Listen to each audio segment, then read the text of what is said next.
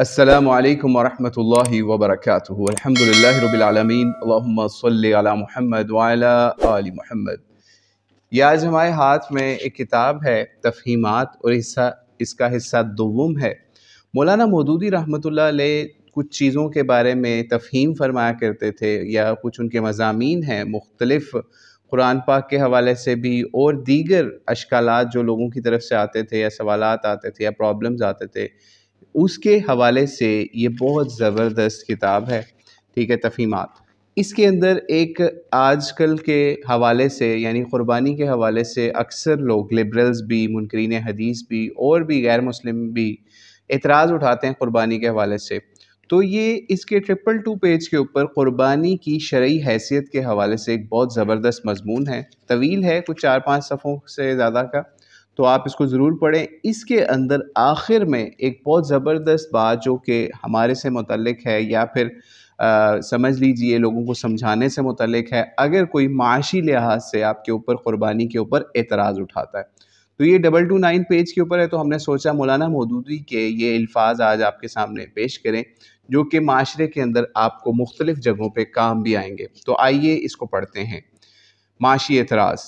دراصل اس وقت قربانی کی جو مخالفت کی جا رہی ہے، اس کی بنیاد یہ نہیں کہ کسی نے علمی طریقے پر قرآن و حدیث کا مطالعہ کیا ہو اور اس میں قربانی کا حکم نہ پایا جاتا ہو، بلکہ اس مخالفت کی حقیقی بنیاد صرف یہ ہے کہ اس مادہ پرستی کے دور میں لوگوں کے دل و دماغ پر معاشی مفاد کی اہمیت بری طرح مسلط ہو گئی ہے، اور معاشی قدر کے سوا کسی چیز کی کوئی دوسری قدر ان کی نگاہ میں باقی نہیں رہی۔ وہ حساب لگا کر دیکھتے ہیں کہ ہر سال کتنے لاکھ یا کتنے کروڑ مسلمان قربانی کرتے ہیں، اور اس پر اوسطاً کتنا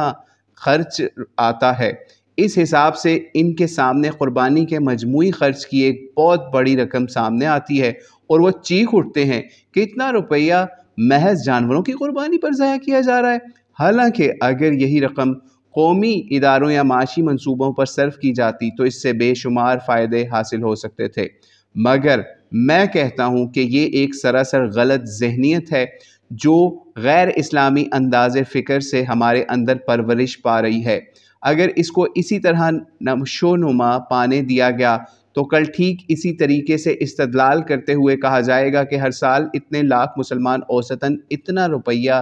سفر حج پر صرف کر دیتے ہیں، جو مجموعی طور پر اتنے کروڑ بنتا ہے۔ محض چند مقامات کی زیارت پر اتنی خطیر رقم سالانہ صرف کر دینے کی بجائے کیوں نہ اسے بھی قومی اداروں اور معاشی منصوبوں اور ملکی دفاع پر خرچ کیا جائے۔ یہ محض ایک فرضی قیاسی ہی نہیں، بلکہ فی الواقعہ اسی ذہنیت کے اثر ترکیہ کی، یعنی ٹرکی کی لادینی حکومت نے 25 سال تک حج بند کیے رکھا ہے۔ پھر کوئی دوسرا شخص حساب لگائے کہ ہر روز اتنے کروڑ مسلمان 5 وقت نماز پڑھتے ہیں، اور اس میں اوسطاً کتنا وقت صرف ہوتا ہے، جس کا مجموعہ اتنے لاکھوں منٹ تک جا پہنچتا ہے۔ اگر اس کو کسی مفید معاشی کام میں استعمال کیا جاتا تو اس سے اتنی معاشی دولت پیدا ہو سکتی تھی، لیکن برا ہو ان ملاؤں کا کہ جنہوں نے یا انہوں نے مسلمانوں کو نماز میں لگا کر صدیوں سے انہیں اس قدر خسارے میں مبتلا رکھا ہے۔ یعنی یہ اعتراض بھی پھر اٹھایا جائے گا۔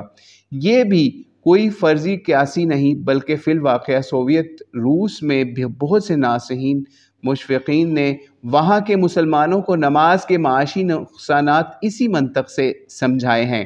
پھر یہی منطق روزے کے خلاف بھی بڑی کامیابی کے ساتھ استعمال کی جا سکتی ہے، اور اس کا آخری نتیجہ یہ ہے کہ مسلمان نری معیشت کی میزان پر تول کر اسلام کی ایک ایک چیز کو دیکھا جاتا یا دیکھا جائے گا،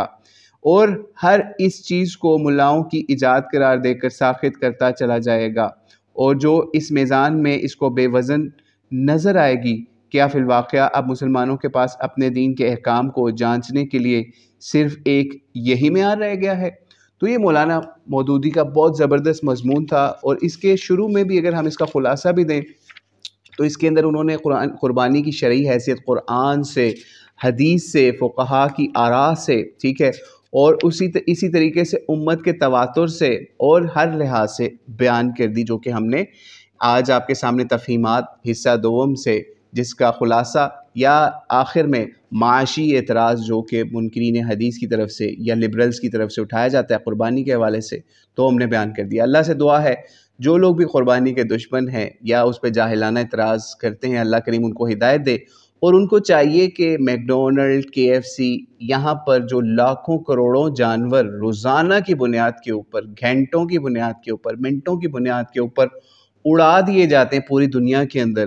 لیکن اس کے خلاف کوئی لبرل نہیں بولتا، بلکہ وہ برگر کھاتے ہیں، زنگر برگر کھاتے ہیں، ایک جانور کو منہ کے اندر رکھتے ہوئے یہ اعتراض اٹھاتے ہیں کہ قربانی کے اوپر پیسہ خرچ کیوں کیا جا رہا ہے۔ تو اللہ تعالیٰ ان لوگوں کو ہدایت دے جو کہ روزانہ لاکھوں روپے کا KFC، میکڈونلڈ ادھر اڑا دیتے ہیں، ادھر جانوروں کو بھی اڑا دیتے ہیں، لیکن قربانی کے نام کے اوپر ان کو موت پڑ جاتی ہے۔ تو اللہ تعالیٰ ان کو بھی ہدایت دے۔ واللہ اعلم بالصواب۔ السلام علیکم ورحمۃ اللہ وبرکاتہ۔